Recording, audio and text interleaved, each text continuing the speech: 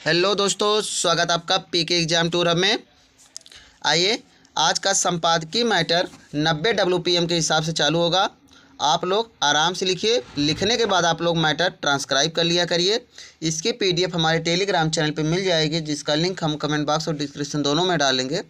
चलिए, जिन साथियों ने चैनल को सब्सक्राइब नहीं किया, आप लोग सब्सक्राइब करके हमसे जुड़िए। और अब डेली हमारे चैनल पे 4 मैटर पड़ता है, जो कि यूपी SSC स्टेनोग्राफर 333 1224 के स्किल को ध्यान में रखते हम चला रहे हैं। चलिए, मैटर 5 सेकंड बाद स्टार्ट होगा। रेडी,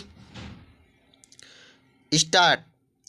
पिछले कुछ समय से अंतर्राष्ट्रीय स्तर पर जिस तरह के हालात बने हुए हैं, उसमें ऐसा लगता है कि कई मोर्चों पर प्रतिद्वंदी देशों के बीच विवादित मुद्दों को सुलझाने के लिए संवाद के बजाय संघर्ष की ही आखिरी हल मान लिया गया है।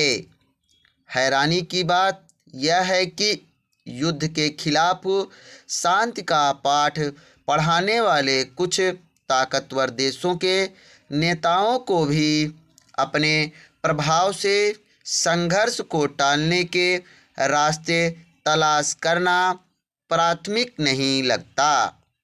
इसके उलट वे तनाव को सीधे टकराव में तब्दील करने वाले अभियानों में शामिल होना जरूरी समझने लगे हैं। बीते कुछ महीनों से इजराइल और अमेरिका ने ईरान के खिलाफ जिस तरह का माहौल बनाना शुरू किया था, उससे साफ था कि अगर विवाद के मूल बिंदुओं को केंद्र में रखकर अंतर्राष्ट्रीय मोर्चे की मध्यस्थता में बिना देरी किए संबंधित पक्षों के बीच वार्ता की गुंजाइश नहीं निकाली गई, तो हालात को संभालना मुश्किल होगा। ऐसी स्थिति के बीच शनिवार को इजराइल और अमेरिका ने ईरान पर साझा हमला करके अपनी मंशा साफ कर दी। अपने हमले में ईरान के सर्वोच्च नेता आयतुल्ला अली खमनेई की मौत को इजराइल और अमेरिका बेशक अपनी कामयाबी माने, लेकिन इसके बाद अब नए सिरे से क्षेत्रीय अस्थिरता का खतरा जिस पैमाने पर बढ़ गया है, वह किस दिशा की ओर बढ़ेगा, यह देखने की बात होगी। इसके अलावा इजरायली हमले में ईरान के कई इलाकों में भारी नुकसान पहुंचा और सैकड़ों नागरिक मारे गए। जवाब के तौर पर ईरान ने भी अमेरिका और इजराइल के कई ठिकानों पर समान तीव्रता वाले हमले किए और कई जगहों पर व्यापक क्षति हुई। सवाल है कि इस युद्ध का उद्देश्य आखिर क्या है।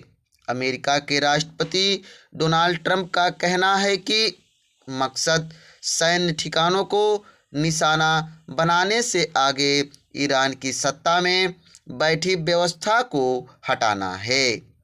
यह समझना मुश्किल है कि अमेरिका एक ओर ईरान को परमाणु कार्यक्रम पर समझौते के लिए दबाव बनाता रहा है, तो अब वह अपना उद्देश्य मौजूदा ईरानी सत्ता को खत्म करना बता रहा है। ईरान के परमाणु कार्यक्रम को सीमित करने के लिए ओमान की मध्यस्थता में शांति वार्ता भी चल रही थी। हालांकि ईरान ने युद्ध से बचने की इच्छा जरूर जताई थी, लेकिन उसने यूरेनियम समृद्ध करने का अधिकार रखने की बात दोहराई। अब इजराइल और अमेरिका के साझा हमले के बाद यह वार्ता फिलहाल बेमानी हो चुकी है। जिस दौर में विकास के नारे के साथ सभी देश बेहतर भविष्य का सफ़र तय करना चाहते हैं, उसमें संवाद के रास्ते बंद करके युद्ध का रास्ता अख्तियार करने का नतीजा आखिर क्या निकलेगा? रूस यूक्रेन के बीच जारी युद्ध वैश्विक शांति के लिए पहले ही एक जटिल चुनौती है। हाल ही में पाकिस्तान और अफगानिस्तान के बीच भड़की खुली जंग ने भी एक नया मोर्चा खोल दिया। अब इजराइल और फुल स्टॉप।